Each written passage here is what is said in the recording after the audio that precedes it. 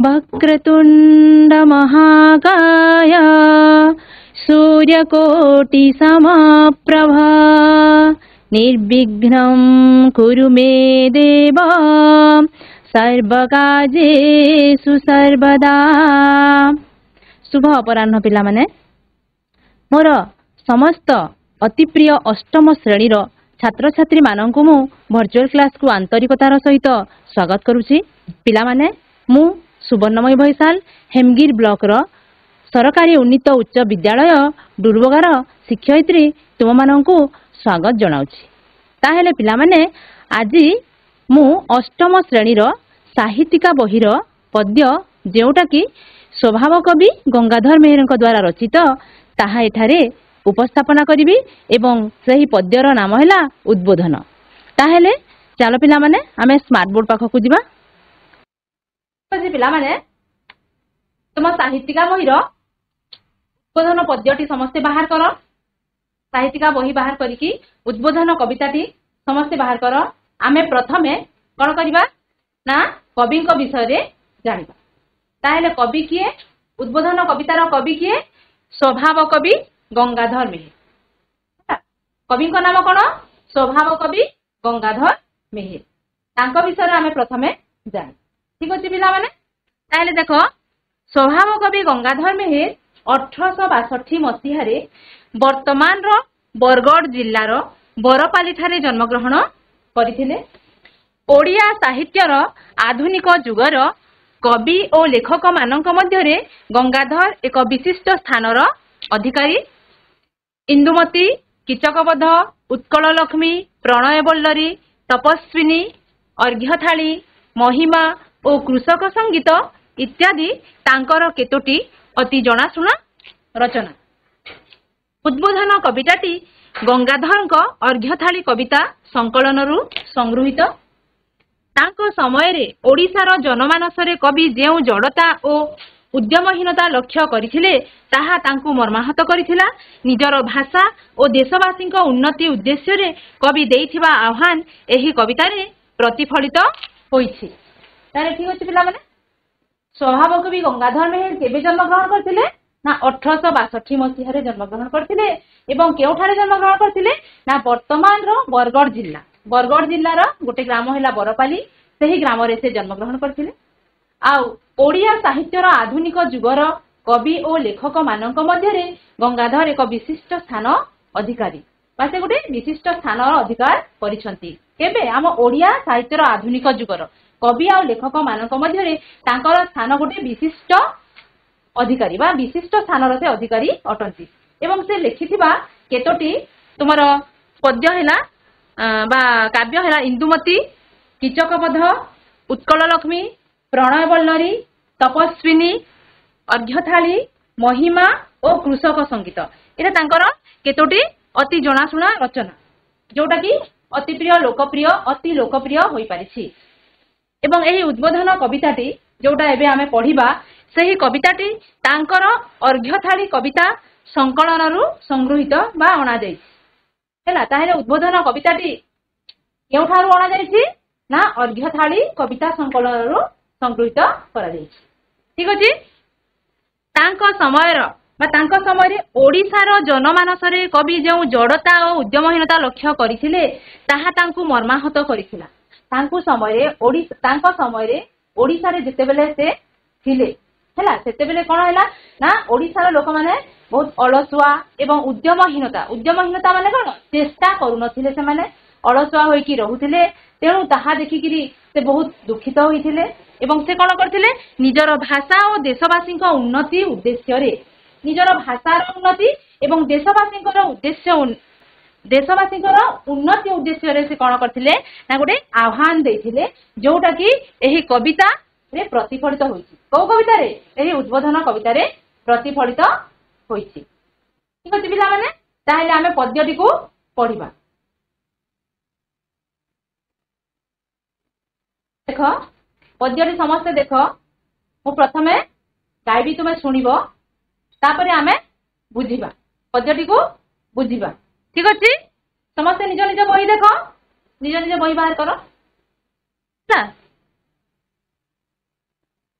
नवरवि करे फुटाई कमल उत्फुल्ले उठन्ति विहंगम दल आहार विहार पाइते जीपुर उड़ी जाई थांती केते केते दूर महुमाछी मधु संचय लालसे बहु दूर वन पर्वत बिलसे बल थाऊ केही निश्चय मौन ठाई न करन्ति जीवन न्यून सुप्त सिंह मुखे न पसे आहार श्रमे पिपीलिका पुराय भंडार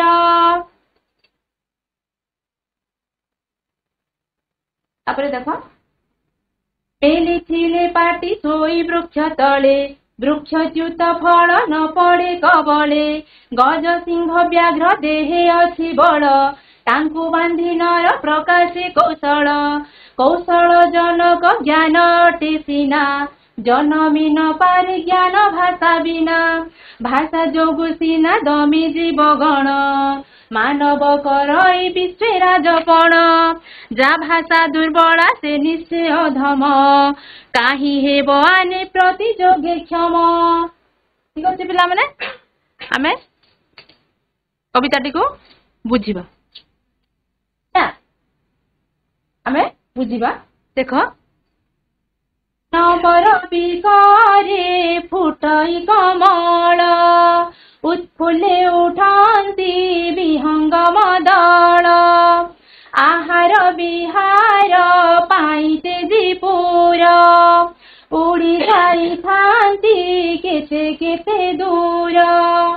ठीक अच्छे कवि कौन कहले ना नव रवि करे फुटाई कमल नव नव माने है नुआ नुआ रवि कर माने ना सूर्यंक किरण नुआ सूर्यंक किरण रे कौन हुए पद्म फूल फुटे है सूर्यंक किरण जिते बेले पड़े सेते बेले कौन हुए ना पद्म फूल फुटी थाए आउ सेते बेले कौन हुए ना उत्फुल्ले उठन्ति विहंगम दल उत्फुल्ले माने आनंद रे खुशी रे जिते बेले सूर्य किरण पड़े जिते बेले सूर्यंक किरण पड़े है सेते बेले कौन हुए पद्म फूल फुटे एवं सेते बेले कौन हुए ना तुमर खुशी रे विहंगम दल माने है पक्षी गुड़िक ना पक्षी माने कौन करती उठंती आनंद रे से माने उठंती केतेबेले जेतेबेले सूर्यंक किरण पड़े बा जेतेबेले सूर्य उदय हुअंती सेतेबेले कौन होची पद्म फूल फुटुची एवं कौन ना विहंगम दल बा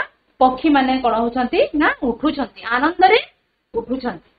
ठीक अछि आहार विहार पाई तेजीपुर उड़ी जाई थांती केते केते दूर आहार विहार है आहार माने है खाद्य खाद्य पाई कौन करती ना पक्षी माने कौन करती तेजीपुर तांकर घर छाड़िकी पुर माने है तांकर घर गृह गृह छाड़िकी से माने कौन करती उड़ी जाई थांती केते केते दूर बहु दूर पर्यंत से माने उड़ी उड़ी जाती कौन पाई खाद्य खोजिबा पाई से माने निज घर छाड़ी बहु दूर पर्यंत से माने उड़ी उड़ी उड़ी उड़ी जाई थांती एवं खाद्य से माने खोजी थांती बा अन्वेषण करि थांती। ठीक अछि महुमाछी मधु संचय लालसे बहु दूर वन पर्वते बिलसे तापरे महुमाछी पिलाबेले तो महुमाछी देखिथिबो तार आकार केते छोट बहुत छोट से छोट हेले मध्य से कोन करे ना मधु संचय करे केउठी ना बहु दूर वन पर्वत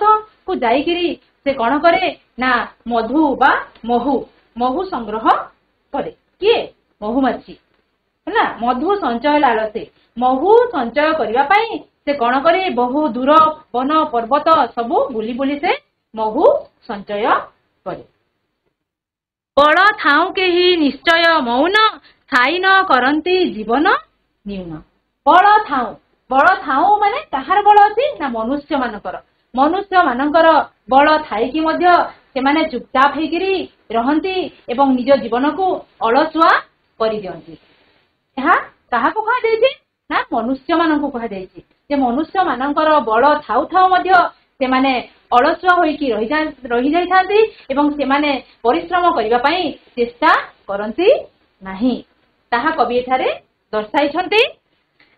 ସୁପ୍ତ ସିଂହ ମୁଖେ ନ ପଶି ଆହାର ଶ୍ରମେ ପିପିଲିକା ପୁରାଏ ଭଣ୍ଡାର।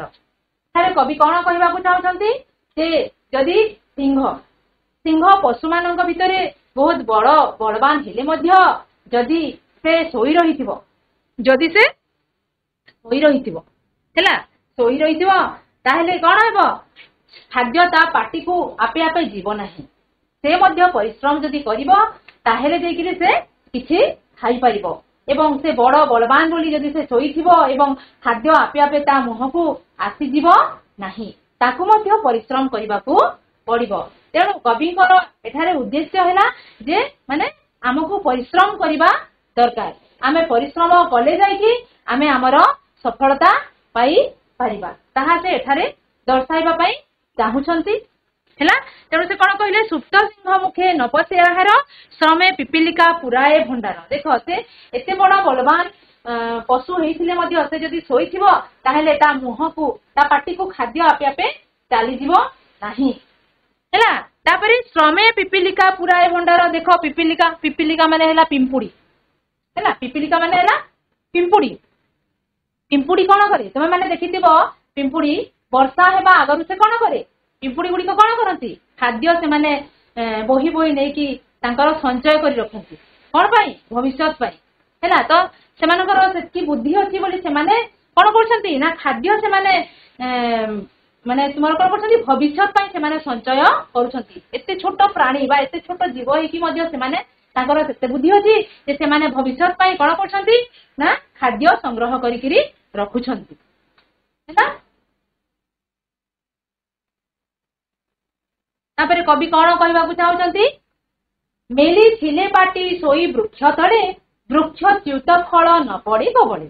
ଯଦି ଆମେ ଗୋଟେ ଗଛରେ ଫଳ ଅଛି ହେଲା ଏବଂ ସେଠାରେ ଯାଇକି ଆମେ ଯଦି ସେ ଗଛ ତଳେ ମେଲି ଥିଲେ ପାଟି ମୁହଁକୁ ଯଦି ଆମେ ମେଲା କରିକିରି ବା ଆଁ କରିକି ସେଠାରେ ଆମେ ଶୋଇବା ଗଛ ତଳେ ଶୋଇବା ତାହେଲେ ବୃକ୍ଷଟି ଆପେ ଆପେ ଆସିକି ଆମ ମୁହଁରେ ପଡିବ ନାହିଁ। ତାହା ସେଠାରେ ସେ ଜଣେଇବା ପାଇଁ ଚାହୁଁଛନ୍ତି ଯେ ସମସ୍ତ ଜିନିଷ ଯୋଉଟା ବି ଆମେ ମାନେ ଗ୍ରହଣ କରିବା ପାଇଁ ଚାହିଁବା ବା ଆମେ ନିଜ ଆୟତ୍ତକୁ ଆଣିବା ପାଇଁ ଚାହିଁବା ତାହେଲେ ଆମକୁ ପରିଶ୍ରମ କରିବା ପାଇଁ ପଡିବ।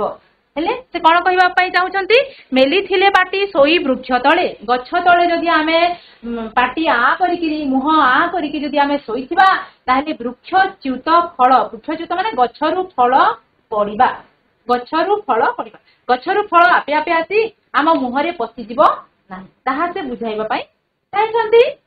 ତାପରେ ସେ କଣ କହୁଛନ୍ତି ଗଜ ସିଂହ ବ୍ୟାଘ୍ର ଦେହେ ଅଛି ବଳ ତାଙ୍କୁ ବାନ୍ଧି ନର ପ୍ରକାଶୀ କୌଶଳ। ଗଜ ସିଂହ ବ୍ୟାଘ୍ର। ଗଜ ମାନେ ହେଲା ହାତୀ ହେଲା, ସିଂହ ଏବଂ ବ୍ୟାଘ୍ର ଏମାନଙ୍କ ଦେହରେ ବା ଏମାନଙ୍କ ଶରୀରରେ କେତେ ବଳ ଅଛି, ମନୁଷ୍ୟଠୁ ବି ଅଧିକ ବଳ ଅଛି, କିନ୍ତୁ ସେମାନଙ୍କୁ କିଏ ବାନ୍ଧେ ମନୁଷ୍ୟ ବାନ୍ଧେ। କୌଶଳ ହେଲା ତାଙ୍କର ତା ବୁଦ୍ଧି ବଳରେ ସେ କଣ କରେ ସେମାନଙ୍କୁ ସେ ବାନ୍ଧିପାରେ। ଏତେ ବଡ ବଡ ପଶୁମାନଙ୍କୁ ମନୁଷ୍ୟ ତା ବୁଦ୍ଧି ବଳରେ ସେ ବାନ୍ଧିପାରେ ହେଲା, ଠିକ ଅଛି। ତାପରେ କୌଶଳ ଜନକ ଜ୍ଞାନ ଅଟେ ସିନା ଜନମି ନ ପାରେ ଜ୍ଞାନ ଭାଷା ବିନୁ। କୌଶଳ ଜନକ ଜ୍ଞାନ ଅଟେ ସିନା, କୌଶଳ ଜନକ ଜ୍ଞାନ ତା ପାଖରେ ଅଛି, କିନ୍ତୁ ସେହି କୌଶଳ ଜନକ ଜ୍ଞାନ କୋଉଠୁ ଆସିବ ଜନମି ନ ପାରେ ଜ୍ଞାନ ଭାଷା ବିନା। ସେହି କୌଶଳ ଜନକ ଜ୍ଞାନ କାହା ବିନା ଜନ୍ମି ପାରିବ ନାହିଁ। ଯଦି ଭାଷା ଯଦି ଆମେ ଜାଣିନଥିବା ତାହେଲେ ସେହି କୌଶଳ ଜନକ ଜ୍ଞାନ ଆମେ ପାଇପାରିବା ନାହିଁ। ଆମର ଜ୍ଞାନ କାହା ଉପରେ ବେଶୀ ରହିବା ଦରକାର ଭାଷା ଉପରେ ଯଦି ଆମର ଜ୍ଞାନ ରହିଲା ହେଲା ବା ଭାଷା ଯଦି ଆମେ ଜାଣିପାରିଲେ ତାହେଲେ ଆମର ଜ୍ଞାନ ବଢିବ। ତେଣୁ କବି ଏଠାରେ କହିବା ପାଇଁ ଚାହୁଁଛନ୍ତି ଯେ ଯଦି ଆମର ଜ୍ଞାନ ଯଦି ହେବ ତାହେଲେ କୋଉଠୁ ଆସିବ ଭାଷା। ଯଦି ଆମକୁ ଭାଷା ଜାଣିବାକୁ ହେବ, ଆମର ଭାଷାକୁ ସବଳ କରିବା ପାଇଁ ପଡିବ, ତାହେଲେ ଯାଇକିରି ଆମର ଜ୍ଞାନ ବଢିବ। ତେଣୁ ସେ କହିଲେ ଯେ କୌଶଳ ଜନକ ଜ୍ଞାନ ଅଟେ ସିନା ଜନମି ନ ପାରେ ଜ୍ଞାନ ଭାଷା ବି। କୌଶଳ ଜନକ ଜ୍ଞାନ ଅଟେ ହେଲା, ସେ କୌଶଳ କରିକିରି ପଶୁମାନଙ୍କୁ ବଳବାନ ପଶୁମାନଙ୍କୁ ବାନ୍ଧି ପାରୁଛି, କିନ୍ତୁ ସେହି କୌଶଳ ଜନକ ଜ୍ଞାନ କୋଉଠୁ ଆସିବ ଯଦି ଭାଷା ନଥିବ ହେଲା। ଭାଷାରେ ଯଦି ସେ ଦୁର୍ବଳ ଥିବ ତାହେଲେ ତାର ଜ୍ଞାନ କେବେ ବି ଆସିପାରିବ ନାହିଁ, ତାହା ସେ ଏଠାରେ ଜଣାଇବା ପାଇଁ ଚାହୁଁଛନ୍ତି ହେଲା। ଠିକ ଅଛି। ଭାଷା ଯୋଗୁ ସିନା ଦମି ଜୀବଗଣ ମାନବ କରଇ ବିଶ୍ୱେ ରାଜପଣ। ଠିକ ଅଛି। ମାନେ ପୃଥିବୀରେ ସବୁଠାରୁ ଶ୍ରେଷ୍ଠ ପ୍ରାଣୀ କାହାକୁ କୁହାଯାଇଛି? ମନୁଷ୍ୟକୁ କୁହାଯାଇଛି। କିନ୍ତୁ ମନୁଷ୍ୟଠୁ ଶ୍ରେଷ୍ଠ ମାନେ ମନୁଷ୍ୟଠୁ ବଡ ବଳବାନ କେଉଁମାନେ? ଏଇ ହାତୀ, ବାଘ, ସିଂହ ଏମାନେ। କିନ୍ତୁ ମନୁଷ୍ୟ ଗୋଟେ ମାନେ ତା ଗୋଟେ ଜିନିଷ ଲାଗି ସେ କଣ ନା ପୃଥିବୀରେ ସବୁଠାରୁ ଶ୍ରେଷ୍ଠ ଭାଷା। ମନୁଷ୍ୟ ପାଖରେ ଭାଷା ଅଛି ହେଲା, ବୁଦ୍ଧି ଅଛି, ଯାହା ଫଳରେ ସେ ପୃଥିବୀରେ ସବୁଠାରୁ ଶ୍ରେଷ୍ଠ ବୋଲି ଜଣାଯାଏ ବା ପୃଥିବୀରେ ସବୁଠାରୁ ତାକୁ ଶ୍ରେଷ୍ଠ ପ୍ରାଣୀ ବୋଲି କୁହାଯାଏ। ଅଛି। ଭାଷା ଯୋଗୁ ସିନା ଦମି ଜୀବଗଣ। ଭାଷା ଯୋଗୁ କାହା ପାଇଁ ସେ ଜୀବଗଣଙ୍କୁ ସେ ଦମନ କରିପାରୁଛି ବା ଆୟତ୍ତ କରିପାରୁଛି? ଭାଷା ଯୋଗୁ। ଭାଷା ପାଇଁ ସେ ଏତେ ବଡ ବଡ ପଶୁ ବା ଏତେ ବଡ ବଡ ବଳବାନ ପଶୁ ମାନଙ୍କୁ ହେଲା, ହିଂସ୍ର ପଶୁ ମାନଙ୍କୁ ସେ ଆୟତ୍ତ କରିପାରୁଛି, ନିଜ ଆୟତ୍ତରେ ରଖିପାରୁଛି ଏବଂ ନିଜେ ସେ ବାନ୍ଧିକି ରଖିପାରୁଛି। କାହା ପାଇଁ? ଭାଷା ପାଇଁ। ଠିକ ଅଛି। ଭାଷା ଯୋଗୁ ସିନା ଦମି ଜୀବଗଣ ମାନବ କରଇ ବିଶ୍ୱ ରାଜପଣ। ତେଣୁ ସେ ବିଶ୍ୱରେ ସେ ରାଜପଣ, ସେ ରାଜା ଭଳିଆ ରହୁଛି। ମନୁଷ୍ୟ ରାଜପଣ କରୁଛି କଣ ପାଇଁ? ଗୋଟେ ମାନେ ମାତ୍ର ଭାଷା ପାଇଁ। ତାର ଭାଷା ଅଛି ବୋଲି ସେ କଣ କରିପାରୁଛି ନା ବିଶ୍ୱରେ ବା ପୃଥିବୀରେ ସେ ରାଜପଣ ବା ରାଜା ଭଳିଆ ସେ ରହିପାରୁଛି। ଠିକ ଅଛି। ଏବଂ ଅନ୍ୟ ପଶୁ ମାନଙ୍କୁ ସେ ଦମନ କରିପାରୁଛି ବା ନିଜ ଆୟତ୍ତରେ କରିପାରୁଛି ବା ବାନ୍ଧି ପାରୁଛି। ଠିକ ଅଛି। ଯା ଭାଷା ଦୁର୍ବଳ ସେ ନିଶ୍ଚୟ ଅଧମ କାହିଁ ହେବ ଆନେ ପ୍ରତିଯୋଗେ। ଯାହାର ଭାଷା ଦୁର୍ବଳ ହେଲା, ଯାହାର ଭାଷା ଦୁର୍ବଳ ସେ ନିଶ୍ଚୟ ଅଧମ। ଅଧମ ମାନେ ହେଲା ମୂର୍ଖ। ଏଠି ଅଧମର ଅର୍ଥ ହେଲା ମୂର୍ଖ। ତେଣୁ କବି କହୁଛନ୍ତି ଯାହାର ଭାଷା ଦୁର୍ବଳ ସେ ନିଶ୍ଚୟ ଅଧମ, ସେ ନିଶ୍ଚୟ ପ୍ରକୃତିରେ ମୂର୍ଖ ଅଟେ ବୋଲି ସେ କହୁଛନ୍ତି। କାହିଁ ହେବ ଆନେ ପ୍ରତିଯୋଗୀକ୍ଷମ ହେଲା, ପ୍ରତିଯୋଗିତାରେ ମାନେ କାହାରି ସମାନ, କାହାରି ସାଙ୍ଗରେ ସେ କ୍ଷମ ହୋଇପାରିବ ନାହିଁ ହେଲା, କାହାରି ସାଙ୍ଗରେ ସେ କ୍ଷମ କାହିଁ ହେବ ଆନେ ପ୍ରତିଯୋଗୀ କ୍ଷମ, କ୍ଷମ ସେ କ୍ଷମ ହୋଇପାରିବ ନାହିଁ। କଣ ପାଇଁ? ଯଦି ତାର ଭାଷା ଦୁର୍ବଳ ଅଛି ତାହେଲେ ସେ ସବୁ କ୍ଷେତ୍ରରେ ଅକ୍ଷମ ହୋଇ ରହିଯିବ। ଯଦି ତାର ଭାଷା ପ୍ରତି ତାର ଯଦି ଜ୍ଞାନ ଅଛି ତାହେଲେ ସେ ନିଶ୍ଚୟ କିଛି କରିପାରିବ। ଏହା ସେ ଜଣେଇବା ପାଇଁ ଚାହିଁଛନ୍ତି କବି ଏଠାରେ। ଠିକ ଅଛି ପିଲାମାନେ, ତାହେଲେ ଆମେ ଆଜି ଏତେ ଦୂର ପର୍ଯ୍ୟନ୍ତ ପଢିଥିବା, ତାର ନେକ୍ସଟ ଆମେ ନେକ୍ସଟ କ୍ଲାସରେ ପଢିବା। ତାହେଲେ ଦେଖ ପିଲାମାନେ, ଶବ୍ଦାର୍ଥ ଅଛି ଦେଖ ହେଲା, ଆମେ ଯେତେ ଦୂର ପର୍ଯ୍ୟନ୍ତ ପଢିଲେ ସେଥିରେ କେତେ ଗୁଡିଏ କଠିନ ଶବ୍ଦ ଅଛି ତୁମେ ଦେଖ, ବହିରେ ବି ଦେଇଛି କିନ୍ତୁ ଯଦି ଏକ୍ସଟ୍ରା ବି ଅଛି ତାହେଲେ ଆମେ ଦେଖିବା। ଉଦ୍ବୋଧନ, ଉଦ୍ବୋଧନର ଅର୍ଥ ହେଲା ପ୍ରେରଣା ବା ଆହ୍ୱାନ ହେଲା, ଉଦ୍ବୋଧନ କରିବା, ପ୍ରେରଣା ଦେବା ବା ଆହ୍ୱାନ ଦେବା ହେଲା, ଆହ୍ୱାନ। ରବି କରେ, ରବି କରେ ମାନେ ହେଲା ସୂର୍ଯ୍ୟ କିରଣରେ, ରବି କରେ ମାନେ ହେଲା ସୂର୍ଯ୍ୟ କିରଣରେ। ଅଛି ନବ, ନବର ଅର୍ଥ ହେଲା ନୂଆ। କମଳ, କମଳର ଅର୍ଥ ହେଲା ପଦ୍ମ, ତମେ ଆଗରୁ ଜାଣିଛ। ତାପରେ ଉତ୍ଫୁଲ୍ଲେ, ଉତ୍ଫୁଲ୍ଲେ ଆନନ୍ଦରେ, ଉତ୍ଫୁଲ୍ଲେର ଅର୍ଥ ହେଲା ଆନନ୍ଦରେ। ବିହଙ୍ଗମ ଦଳ, ପକ୍ଷୀ ଜଗତ ବା ପକ୍ଷୀ ଦଳ, ପକ୍ଷୀ ଗୁଡିକ ହେଲା, ବିହଙ୍ଗମ ଦଳ ପକ୍ଷୀ ଜଗତ ବା ପକ୍ଷୀ ଗୁଡିକ ଧରାଯିବ ଏଠାରେ। ତାପରେ ମଧୁ, ମଧୁର ଅର୍ଥ ହେଲା ମହୁ, ମହୁ। ସଞ୍ଚୟ, ଆମେ ଜାଣିଛେ ସଞ୍ଚୟର ଅର୍ଥ ହେଲା ଜମା ରଖିବା ବା ସଂରକ୍ଷଣ କରିବା। ତାପରେ ଲାଳସେ, ଲାଳସେର ଅର୍ଥ ହେଲା ଲୋଭ। ଠିକ ଅଛି। ତାପରେ ଦେଖ ବିଳସେ ହେଲା, ବିଳସେ, ବିଳସେର ଅର୍ଥ ହେଲା ବିଚରଣ କରିବା ବା ବୁଲିବା, ଭ୍ରମଣ କରିବା ହେଲା। ନ୍ୟୁନ, ନ୍ୟୁନର ଅର୍ଥ ହେଲା ଉଣା, ନ୍ୟୁନର ଅର୍ଥ ହେଲା ଉଣା ହେଲା। ସୁପ୍ତ ସିଂହ, ସୁପ୍ତ ସିଂହ ଆମେ ଦେଖିଲେ ଶୋଇଥିବା ସିଂହ, ଶୋଇଥିବା ସିଂହ। ତାପରେ ଆହାର, ଆହାରର ଅର୍ଥ ହେଲା ଖାଦ୍ୟ। ପିପିଲିକା, ପିମ୍ପୁଡି। ବୃକ୍ଷଚ୍ୟୁତ, ବୃକ୍ଷଚ୍ୟୁତ ମାନେ ଗଛରୁ ଖସିବା, ଗଛରୁ ଖସିବା। କବଳେ, କବଳେ ମାନେ ହେଲା ଆୟତ୍ତରେ, ନିଜ ଆୟତ୍ତରେ କରିବା ହେଲା, କବଳରେ କରିବା। କୌଶଳ, କୌଶଳ ମାନେ ହେଲା ଉପାୟ। ଦମି, ଦମି ମାନେ ଦମନ କରିବା ବା ଆୟତ୍ତରେ ରଖିବା। ବିଶ୍ୱେ ମାନେ ହେଲା ପୃଥିବୀ, ବିଶ୍ୱେ ମାନେ ହେଲା ପୃଥିବୀ। हेले एई शब्दार्थ गुड़ाक बा शब्दर अर्थ गुड़िक तुम बही रे भी देइछि देखिबो एवं तार अर्थ बुझिबो आ तुम आज्ञा हवा सार मैडम मानन को टिके देखैबो हैला। तापरे देखो उद्बोधन कवितार कवि किए? गंगाधर मेहर। कवि किए? गंगाधर मेहर। गंगाधर मेहर। गंगाधर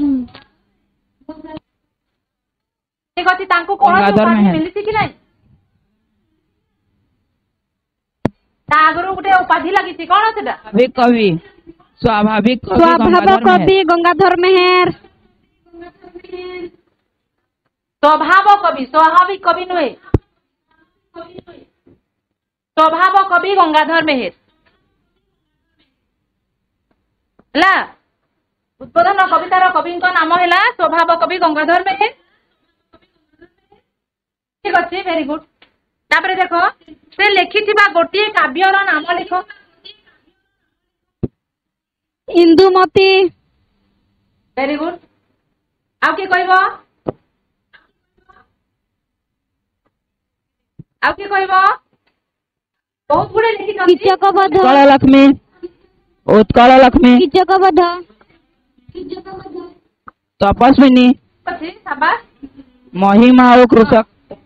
महिमा और कृषक। वेरी गुड समस्ते पूरा ठीक कहउछ।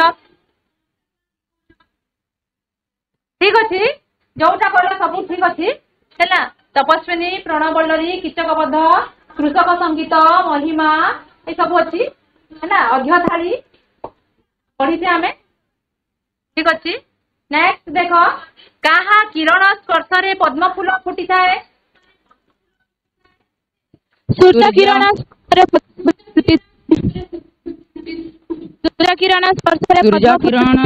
पद्म फूल फुटी थाए। वेरी गुड शाबाश। हां हां हां सूर्य किरण रे बा किरण स्पर्श रे पद्म फूल फुटी थाए। नवीन सूर्य किरण स्पर्श रे पद्म फूल फुटी थाए। ठीक अछि। तापरे देखो उद्बोधन कविता रे महुमाछी विषय रे कवि कोन कहिसंती? उद्बोधन कविता रे महुमाछी विषय रे कवि कोन कहिसंती? महुमाछी कोन करे? महुमाछी कोन करे? महुमाछी मधु संग्रह करे। मधु संग्रह करे। ठीक अछि। आउ की कहबो? आउ ठीक अछि आंसर देखो ना देखो मधु संग्रह आशारे महुमाछी बहु दूर वन पर्वत को उड़ी जाई थाए। हमें पढ़िले ना बहु दूर वन पर्वत को उड़ी जाए एवं से कौन करे सेठारे प्रस्फुटित फूलरू फूल उड़ी बुली मधु संग्रह करे हैला। बहु दूर पर्यंत से जाए एवं फूलरू फूल उड़ी की से कौन करे महु संग्रह करे। ठीक अछि ना। तापरे देखो पिंपुड़ी ठारू आमे कौन शिखिबार अछि बा पिंपुड़ी ठारू आमे कौन शिखु? पिंपुड़ी ठारू आमे कौन शिखु? कौन करे पिंपुड़ी? पिंपुड़ी कौन करे देखिছো कि नहीं?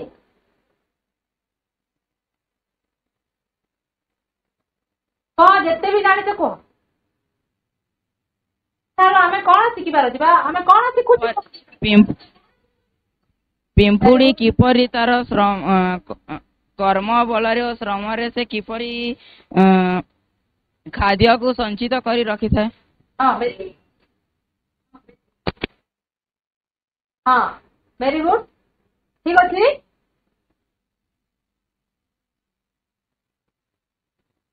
देखो तुम्हें कहले ठीक अछि ताले से आउ टिके प्रसारित बा आउ टिके विस्तारित ऊपर अछि देखो माने आउ टिके भल करी अछि देखो। क्षुद्र जीवटीए होई पिंपुड़ीर श्रमशीलता आम समस्त को मुग्ध चकित करि थाए। बहु परिश्रम करी निजर उदर पूर्ण करने सहित भविष्यत पाई खाद्य संचय करे। पिंपुड़ीर श्रमशीलता गुण को ग्रहण करी उन्नत भविष्यत गढ़ा को यह आमको शिक्षा दिए। तुम्हें गोटे धाड़ी रे कहलो गोटे कि दुई धाड़ी रे कहलो एटा टिके अधिक अछि टिके देखो एटा जे क्षुद्र जीवटीए हेले भी पिंपुड़ीर श्रमशीलता हैला। श्रमशीलता माने ता जो परिश्रम करे ତାହା ଆମ ସମସ୍ତଙ୍କୁ ମୁଗ୍ଧ ଚକିତ କରିଥାଏ ଯେ ଛୋଟ ଜୀବଟି ହେଲେ ବି ସେ କଣ କରୁଛି ଭବିଷ୍ୟତ ପାଇଁ ଖାଦ୍ୟ ସଂଗ୍ରହ କରୁଛି ବା ସଞ୍ଚୟ କରି ରଖୁଛି ହେଲା ଏବଂ ବହୁ ଶ୍ରମ କରି ବହୁ ପରିଶ୍ରମ କରି ନିଜର ଉଦର ପୂର୍ଣ୍ଣ ଉଦର ମାନେ ହେଲା ପେଟ ନିଜର ଉଦର ପୂର୍ଣ୍ଣ କରିବା ସହିତ ଭବିଷ୍ୟତ ପାଇଁ ସେ କଣ କରୁଛି ଖାଦ୍ୟ ସଞ୍ଚୟ କରିକି ରଖୁଛି ଏବଂ ଏହି ପିମ୍ପୁଡିର ଶ୍ରମଶୀଳତା ଗୁଣ ଯୋଉ ଏଇ ଗୁଣ ଆମେ ଦେଖିଲା ଶ୍ରମଶୀଳତା ଗୁଣ ତାହା ଗ୍ରହଣ କରି ଉନ୍ନତ ଭବିଷ୍ୟତ ଗଢିବାକୁ ଏହା ଆମକୁ ଶିକ୍ଷା ଦେଇଥାଏ ଯେ ଆମେ ମାନେ ମଧ୍ୟ ମନୁଷ୍ୟ ମାନେ ପ୍ରକୃତରେ କେତେ ଅଳସୁଆ ବର୍ତ୍ତମାନ ତମେ ଦେଖିଥିବ ଯେ ମନୁଷ୍ୟ ମାନେ କେତେ ଅଳସୁଆରେ ପରିଣତ ହୋଇଯାଉଛନ୍ତି କଠିନ ପରିଶ୍ରମ ଆଉ ସେମାନେ କରୁନାହାନ୍ତି ତେଣୁ କବି ପିମ୍ପୁଡି ମାନଙ୍କର ଶ୍ରମଶୀଳତା ମାଧ୍ୟମରେ ତାହା ମନୁଷ୍ୟ ମାନଙ୍କୁ ଉଦ୍ବୋଧନ କରିବା ପାଇଁ ଚାହିଁଛନ୍ତି ଯେ ସେମାନେ ଅଳସୁଆ ହୁଅନ୍ତୁ ନାହିଁ ତାପରେ ଦେଖ ଶୋଇ ରହିଥିବା ସିଂହ କି ଅସୁବିଧା ଭୋଗ କରେ କଲେ ହେଇଛି ହେଲା ଶୋଇ ରହିଥିବା ସିଂହ କି ଅସୁବିଧା ଭୋଗ କରେ ଯଦି ସିଂହ କହିବ ଯେ ମୁଁ ବହୁତ ବଡ ବଳବାନ ମୁଁ ଶୋଇ ରହିଥିବି ତାହେଲେ ତାର କିଛି ଅସୁବିଧା ହେବ କି ନାହିଁ ଅସୁବିଧା ହେବ ଯଦି ଜଣେ ଶୋଇ ରହିଥିବ ତାର କଣ ଅସୁବିଧା ହେବ ସେ ଶୋଇ ରହିଲେ ଖାଦ୍ୟ ଆପେ ଆପେ ଆସି ତା ମୁହଁରେ ପଶି ପାରିବ ନାହିଁ ଭେରି ଗୁଡ୍ ସାବାସ୍ ଠିକ ଅଛି ହେଲା ଆଉ କି କହୁଛ ହଉ ଠିକ ଅଛି ଦେଖ ଆଉ କି କହୁଛ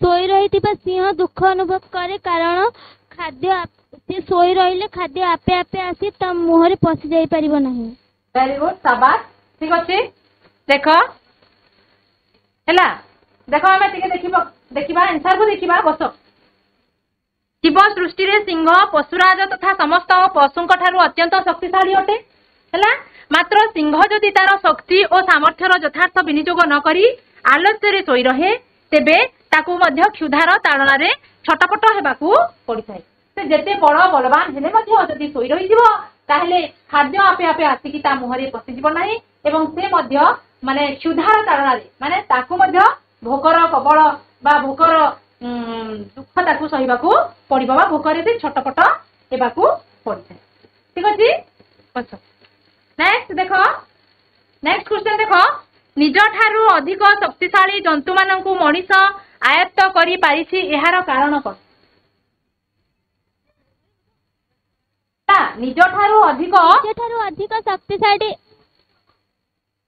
ନିଜଠାରୁ ଅଧିକ ଶକ୍ତିଶାଳୀ ଜନ୍ତୁ ମାନଙ୍କୁ ମଣିଷ ଆୟତନ କରିପାରିଛି କାହିଁକି ନା ତା କୌଶଳ ଓ ବୁଦ୍ଧି ଯୋଗୁ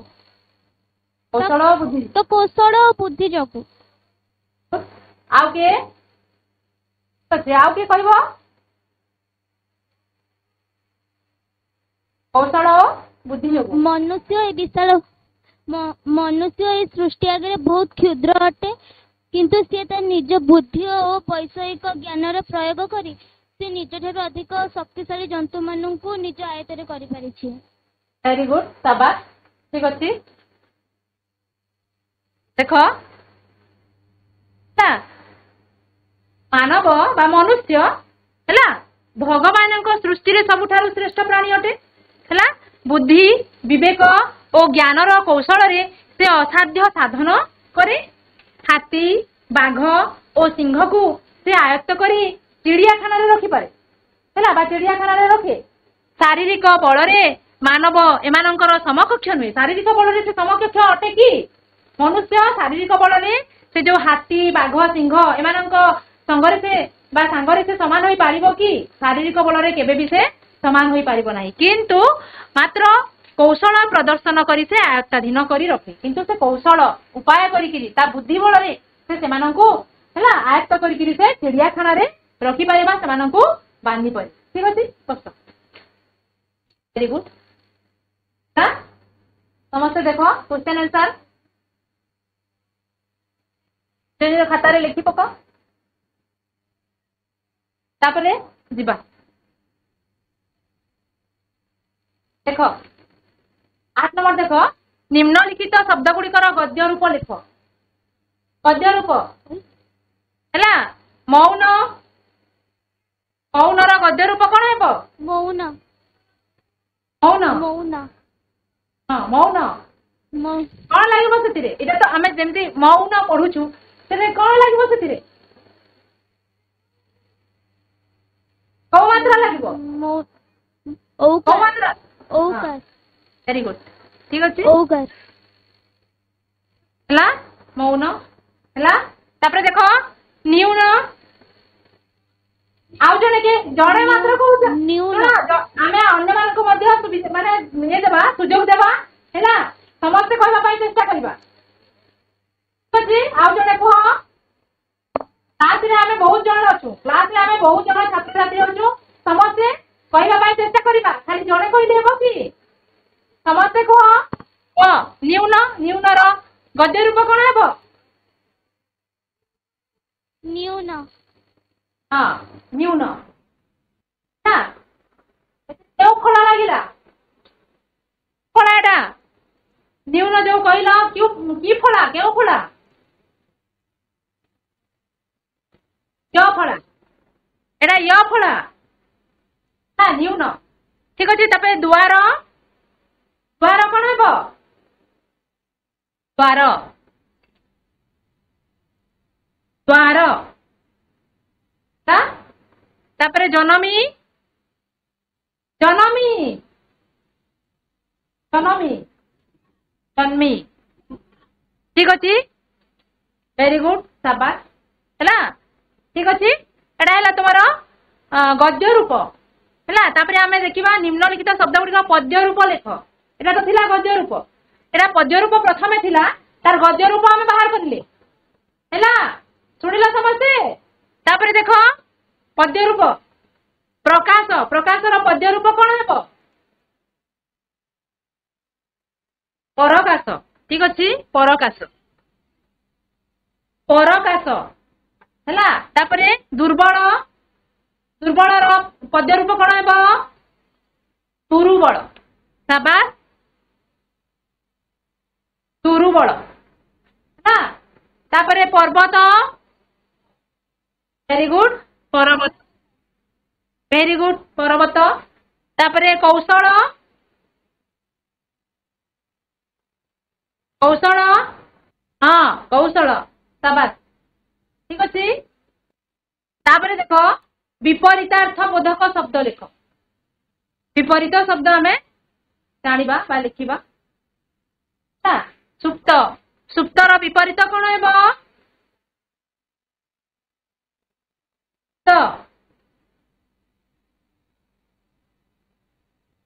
तार विपरीत जागर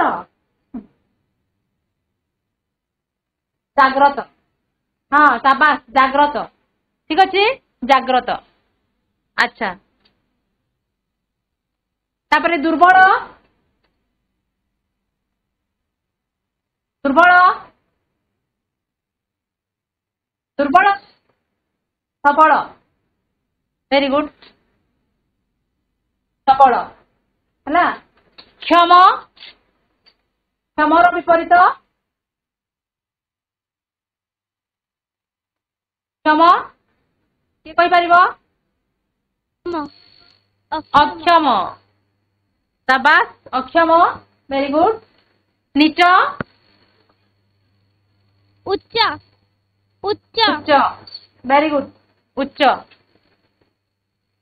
हाँ ठीक अच्छे तापरे देख प्रतिशब्द लेख दुईटी लेखाएं प्रतिशब्द कहवा ना दुईटी लेखाएं प्रतिशब्द कहवा कमल कमलर दुईटी प्रतिशब्द कह कमलर दुईटी प्रतिशब्द कह आज पढ़िला बेले आमे कहिछु ना कौन पद्म पंकज पद्म पंकज भी आउ राजीव भी है राजीव पद्म सिंह बा सिंह प्रतिशब्द कह नहीं प्रतिशब्द कहीं नहीं कहाँ को भी जना नहीं वेरी गुड केसरी पशुराज ठीक अच्छे अच्छा पक्षी पक्षी तो तुम्हें बहुत गुड़िए जानी पक्षीर प्रतिशब्द आम ମାନେ ଦ୍ୱିତୀୟ ତୃତୀୟ ଶ୍ରେଣୀରୁ ପଢି ପଢି ଆସୁଛୁ। ହଁ ଭେରି ଗୁଡ୍। ଗ ଖଗ ଆହୁରି ବହୁତ ଅଛି, ତମେ ଦେଖିକି ଲେଖିବ ହେଲା। ତାପରେ ମଣିଷ, ମଣିଷର ପ୍ରତିଶବ୍ଦ କୁହ। ଠିକ ଅଛି, ନର ମାନବ। ଭେରି ଗୁଡ୍ ହେଲା। ତାପରେ ଦେଖ ତୁମର ଗୃହ କାର୍ଯ୍ୟ ହେଲା। ଆମେ ଯୋଉ ନେକ୍ସଟ କ୍ଲାସରେ ଆଉ ତାର ଅଧ ଯୋଉ ଅଛି ପଢିବା। ଠିକ ଅଛି, ଗୃହ କାର୍ଯ୍ୟ ଦେଖ। କବି ଗଙ୍ଗାଧର ମେହେରଙ୍କ ଅନ୍ୟାନ୍ୟ କବିତାରୁ ତୁମକୁ ଭଲ ଲାଗୁଥିବା ପଦ ଗୁଡିକ ଖାତାରେ ଲେଖି ରଖ। ସାଙ୍ଗମାନଙ୍କ ସମ୍ମୁଖରେ ଆବୃତ୍ତି କର ଓ କବି ପରିଚୟ ସମ୍ପର୍କରେ ଅନୁଚ୍ଛେଦଟିଏ ଲେଖ। ଠିକ ଅଛି, ଧନ୍ୟବାଦ।